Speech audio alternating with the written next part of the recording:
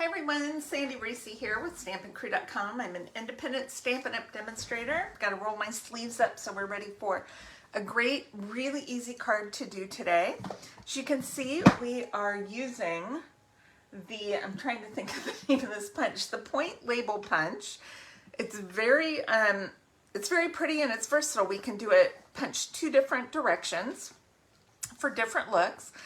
This is carrying over into the new catalog, so we don't have to worry about that. The bundle that it comes with currently, it's the punch and the hugs. Now this is currently out of stock, but it should be back soon. This is the stamp set that comes in the bundle. This stamp set is retiring, so if you want to get the stamp set, now is the time to do it. And then it also coordinates with the Bright Borders stamp set. Now this is not carrying over to the catalog, but it's not retiring, so it will be an online exclusive, I think, for a little while. So still available. This is the stamp set we're going to use today. And we are using some of the Floral Delight designer paper. So I'll get my supplies out. I have cut this down to 5.5 by 7.5, and then I have scored it at 3 1/4 and 6.5.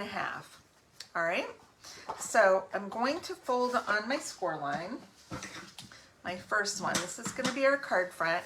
Then I have this little extra piece. This I want to be able to go back and forth. So I'm just going to lightly finger press it going both ways because I want it a little flexible. All right, and I'll show you in a minute what we're going to do with that. So I have a piece of white for the inside, and I have a strip of this Floral Delight designer paper, and this is going to go right there. I'm using the green side. I love this pattern. I love this paper, which is not carrying over, which I wish it was. Okay, I feel like I didn't give myself enough room on that. I have another one cut. It's cut the same. I think we'll be okay. All right. I might want to scooch it up a little bit. I already pushed it down. That's all right. We'll just go with that. Sometimes you just got to go with what you're going to go with. Okay, I have a piece of white cardstock. This is just kind of a scrap piece. We're going to use this for our punched image. So I am grabbing this one right here, the little border, and I want it to go with my points up and down, not sideways. So I'm using Old Olive to do that, the little leaf border. And then I wanted Pool Party. Hold on, I grabbed Balmy Blue. I want Pool Party, and I'm just going to stamp from me to you, because this could go for anything. I could use this for birthday, for thank you, just a hello, whatever I want to do. So I'm just going to kind of leave it as a generic sentiment to use for later, for whatever I need. And then when you're punching out an image that you stamp, make sure to put your punch upside down. Just grab it. I have inky fingers today.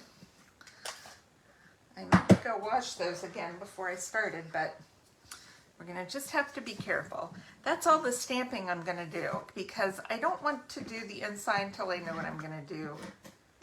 I'm going to use it for. So let's just adhere that white inside, so that is ready to go.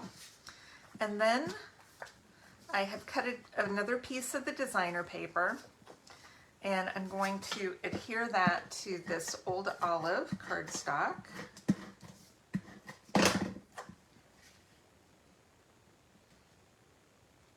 And I'll post measurements on my blog so you can look and see measurements and supplies. Which way do I want this to go? I think I'm going to go this way. And this is just going to adhere to the top of my card front.